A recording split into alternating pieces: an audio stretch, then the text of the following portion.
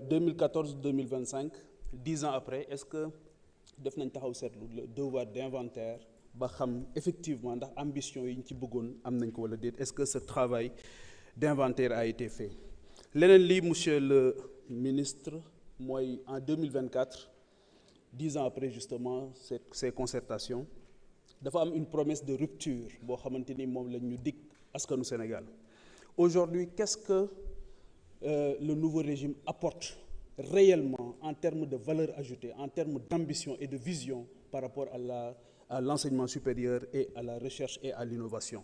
Parce que bu ñuy déglu boobu ba tey je pense que la difficulté majeure bi ngeen am mooy peinture chantier yi ngeen fi fekk wala eggale tegu xeer yi ngeen fekk mais en réalité boobu ba tey 2 ans après sur les 60 mois que vous avez 20 dem nañu 40 yi lan ngeen ci fas yéene def. ban horizon lan ngeen fas yéene def est-ce que aujourd'hui en ligne de mire il y a la création de nouvelles universités mais beneen bi mooy l'environnement même de nos universités pose problème aujourd'hui te loolu jàpp naa ne il faut que ñu gën ci liggéey ba nga xamante ni dinañ am un environnement adapté foo xam nit ñi xale yi étudiants yi dinañ fa mën a épanouir bu baax mais aussi les enseignants donc jàpp naa ne loolu c'est extrêmement important leneen li nga xamante ni donc justement la ligne de démarcation loolu bëgg naa ngeen ñëw ci par rapport ak régime yi nga xamante ni ñoom ñoo fi jàll beneen bi mooy on parle d'économie mais à la base il y a l'économie de la connaissance je pense que ne lépp lu ñu bëgg a def ambition bu ñu mën a am suñu fexewul ba jàng bi ak jàngale bi ñu def ci liñ ci war a def du ñu dem fenn parce que dëkk yi rawante yëpp keroog dégg naa le premier ministre muy tudd Singapour mais à la base Singapour c'est aussi le savoir parce que bi ñu demee ba xam ne amuñu benn ressource dañ ne mënuñu négliger le capital humain donc loolu on ne peut pas se permettre de s'accommoder de petits pas il faut que ñu def ay investissements majeurs yoo xamante ni dootuñu tudd xaalis parce que loolu tam piège la parce que jàpp naa ne l'enseignement la recherche la science ça n'a pas de prix ça a un coût boo xamante ni il faut que ñu consentir ko bu pare nangu ko mais tant que ñoo ngi continuer di lim di yéem li nga xamante ni ñoom ñoo ngi ko ciy def du jëriñ dara leneen bi mooy la gestion axée sur les résultats certes mais les impacts tey jii autant de milliards yi nga xamante ni bariwul par rapport ak ambition yi ñu am milliards yooyu ban impact lay am réellement sur la qualité et surtout nan la ñu mën a def aussi ba téye loolu lu ma intéressé la trop la saignée bi ñu am par rapport aux enseignants parce que ñu bari ci sunuy enseignants chercheurs aussi bu ñu gisee beneen opportunité feneen dañuy dem parce que amuñu politique boo xamante ni mën na leen a maintenir ñu toog nii étudiants yi di gréver nii di taal di lakk bi ñuy ñëw léegi gis nañ pneu yi ci tali bi mais enseignants yi peut-être que dañ ko mënul rek mais mënoon nañu def la même chose parce que ñoom aussi ils ont beaucoup de revendications et le personnel administratif globalement li ñu wax sànq aussi ci étudiants yi loolu aussi ça m'intéresse énormément parce que boo jëlee état du Sénégal jël xaalis muy les bourses étrangères est-ce que bourses yi bu ñu koy octroyer dañ koy joxe en fonction de nos enjeux du moment est-ce que am na orientation boo xamante ni dinañ ko ci def gunge xam li suñu réew soxla jamono bi ñu orienter bourses yi à ce niveau topp leen parce que boo ko toppul moment boobu après boo ko bëggee pour mu ñibbi si yenn saa yi dina jàng loo xamante ni sax réew mi soxlawu ko wala réew mi wala soxla na ko mais loolu amu fi donc nan la ñuy def ba bu ñuy joxe bourse yi dañuy accompagner aussi ci ambition yi nga xamante ni état du Sénégal am na ko loolu jàpp naa ne aussi lu ama am solo la leneen li ay yóbbante la par rapport ak université yi monsieur le ministre dañuy voter ce budget dans un contexte de crise donc actuellement université yëpp ñoo ngi nekk en mouvement et jàpp naa ne toujours par rapport à la promesse de rupture on peut pas se permettre sur les 40 def ngeen 2 ans je pense que su fekkoon un travail sérieux a été fait problème yu mel nii duñu ko am tey donc je pense que il faut davantage comme ni ma ko doon waxee ñu renforcer les moyens humains les moyens matériels permettre étudiants yi ñu mën di jàng dans des conditions optimales parce que boo demee l'université Sine Saloum recevoir naa leen université Gaston Berger la même chose et beaucoup d'autres universités te jafe-jafe yi daanaka benn la fi ñu dëkk ak fi ñuy lekkee ak fi ñuy jàngee sori waaye boo xamante il faut que ñu changer ko de façon radicale leneen li aussi voilà donc ñoo ngi leen di gërëm bu baax di leen sant merci. Merci honorable député Maïmouna Bousso honorable député Amadou Diallo numéro 2 se prépare.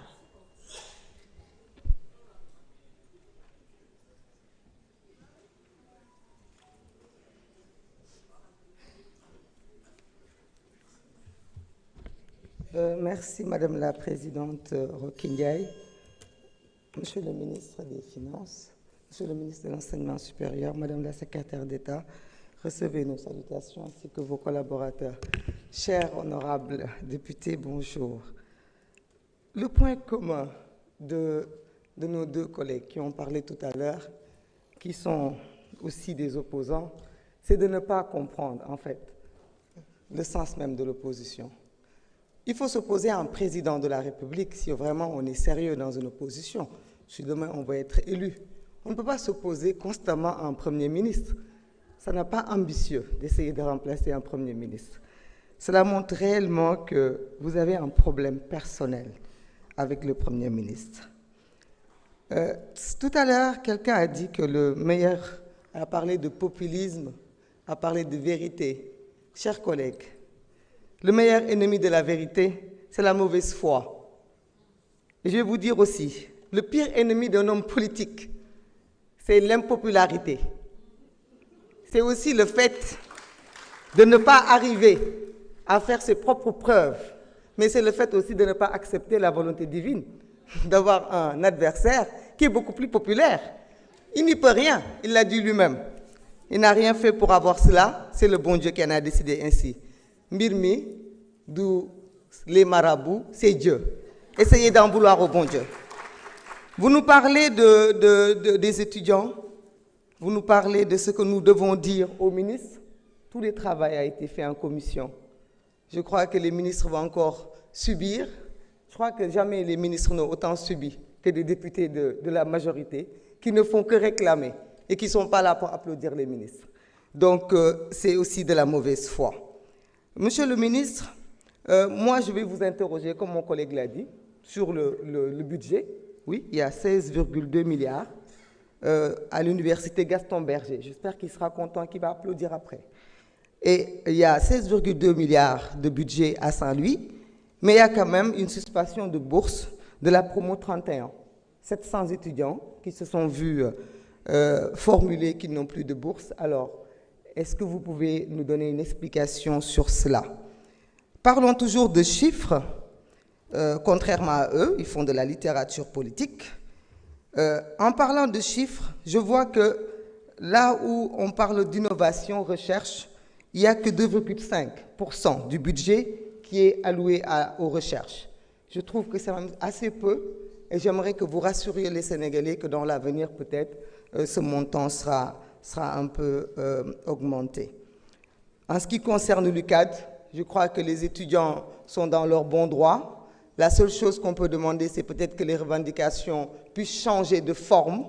Et ça, on vous invite, Monsieur le ministre, à mettre le jean, le body, ou peut-être mettre le blazer, ou je ne sais pas quoi. Mais en tout cas, allez leur parler. Parce que les étudiants, ce sont des patriotes. Ils l'ont démontré. Ils l'ont démontré parce qu'ils se battent pour leur pays. Ils sont engagés à réussir ici, pas seulement parce qu'ils n'ont pas le choix. Certains, c'est un choix. Le choix même de renoncer à l'immigration clandestine et aux études est un choix. Mais peut-être qu'il faut les accompagner avec plus de communication, plus d'échanges, et peut-être que le débat pourra passer. Donc, gérer les étudiants.